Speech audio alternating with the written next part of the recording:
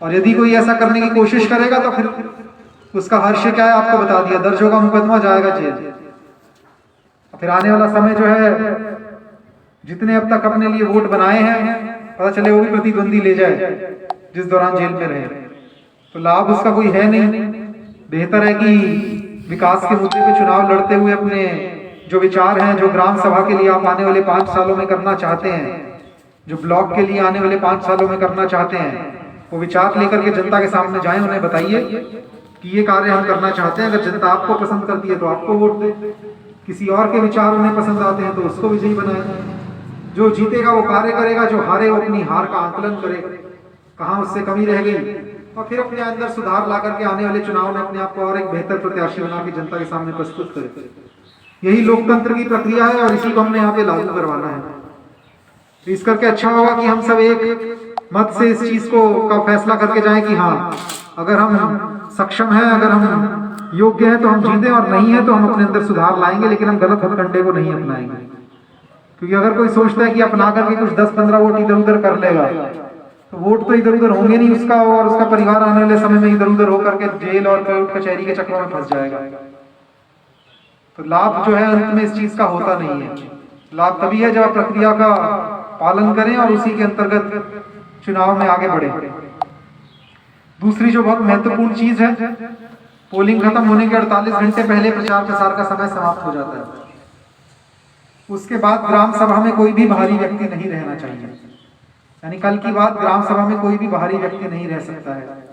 यदि आपका कोई दोस्त मित्र रिश्तेदार आया हुआ है तो आज शाम या कल सुबह तक उनको नमस्कार करके कह दीजिएगा जी अब आप जाइए और 16 को आइएगा, हमारी ग्राम सभा में चुनाव है।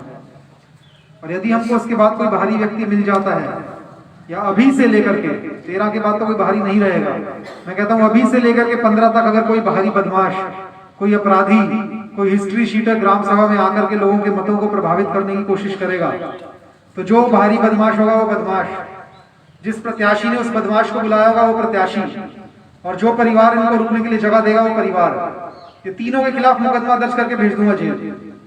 फिर से दोहरा रहा हूं, जो बाहरी अपराधी आएगा, जो मतों को प्रभावित करने की कोशिश करेगा, हिस्ट्री शीटर, बदमाश, वो बदमाश, जिस प्रत्याशी ने उसे बुलाया होगा वो प्रत्याशी, और जो परिवार उसको रुकने के लिए जगह या संरक्षण देगा वो परिवार, इन तीनों में से एक को नहीं बख्शूंगा, तीनों के खिलाफ मुकदमा दर्ज करके जेल भेजूंगा। तो बेहतर है कि ना ही कोई सोचे कि इस तरीके से, गलत तरीके से हम इस चुनाव को जीतेंगे। और बाकी लोगों से भी मेरा ये अनुरोध है, यदि आपकी ग्राम सभा में कोई गलत कर रहा है तो आपका कार्य है उसकी सूचना देना।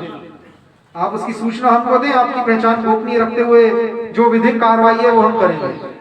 आपकी जो सूचना होगी उसकी जांच की जाएगी, सत्य पाई गई तो उल्लंघन करने वाले के खिलाफ कार्रवाई की जाएगी, और यदि आपकी सूचना झूठी और प्रेरित पाई जाती है तो आपके खिलाफ भी विधिक कार्रवाई की जाएगी। सहमत है इससे? सहमत है इस चीज से? झूठी शिकायत करने वाले पर भी कार्रवाई होगी, और शिकायत सच्ची हुई तो जिसके खिलाफ है उस पर कार्रवाई की जाएगी, और आपकी पहचान रखी जाएगी गोपनीय। इसके साथ साथ जो आप लोगों का बहुत महत्वपूर्ण कार्य है, अब से लेकर के मतदान वाले दिन भी, यदि आप देखते हैं कहीं कोई उल्लंघन कर रहा है, कुछ गलत कर रहा है, तो आपका कार्य ये नहीं है कि आप अपने समर्थकों को ले जाकर के उसको रोकें। आपका काम है कि आप पुलिस को, प्रशासन को उसकी सूचना दें। उसके बाद हमारा काम है गलत करने वाले के खिलाफ कार्रवाई करना। यदि आप अपने समर्थकों को लेकर के उसको रोकने जाते हैं और शांति व्यवस्था भंग होती है, तो जो शांति व्यवस्था भंग कर रहा है उसमें तो कार्रवाई होगी, आपके खिलाफ भी शांति व्यवस्था भंग करने के चलते कार्रवाई की जाएगी। तो बेहतर है चाहे मतदान का दिन हो चाहे अभी का दिन हो, ऐसी कोई सूचना हो तो तत्काल हमको दें। और बाकी जो ग्राम सभा के नागरिक हैं उनसे भी कहना चाहूंगा, जाके ग्राम सभा से भी कहिएगा, आप सबका 15 तारीख को जो बहुत महत्वपूर्ण कार्य है, घर से जाएं, मतदान केंद्र पे वोट डालें और सीधा वापस घर चले जाएं। कहीं रास्ते में भीड़ इकट्ठा करना, कहीं लोगों से चर्चा करना कि क्या चल रहा है चुनाव में, ये उस दिन मत करिएगा। पुलिस है, घूमती रहेगी, जहां उसको भीड़ दिखेगी वहां कार्रवाई करेगी। फिर ये मत कहिएगा साहब वहां लड़ाई झगड़ा हो रहा था, हम तो वोट डाल के वापस जा रहे, थोड़ा रुक के देख रहे थे कि क्या हो रहा है, वो हम सुनेंगे नहीं। जहां भीड़ इकट्ठा होगी 144 की धारा के उल्लंघन के चलते कार्रवाई वहीं कर देंगे। तो बेहतर है आप जाएं, अपना मतदान जहां मत हो, जिसको देने का मन हो उसको वोट दें और उसके बाद अपने घर चले जाएं। बाकी मल्लनी उपचुनाव में आप लोगों ने पुलिस का प्रबंध देखा होगा, वैसा ही प्रबंध इस चुनाव में भी किया जाएगा। उसके लिए पैरामिलिट्री, सीआरपीएफ, पीएसी, रेंज के अन्य जनपदों से मिलकर के पर्याप्त पुलिस बल की व्यवस्था की गई है। और चुनाव वाले दिन भी आप देखेंगे हर 3 से 5 मिनट में ग्राम सभा में कोई ना कोई, मतदान केंद्र में कोई ना कोई पुलिस की गाड़ी, कोई ना कोई प्रशासन की गाड़ी चक्कर लगा रही होगी। तो अगर कोई उल्लंघन करता है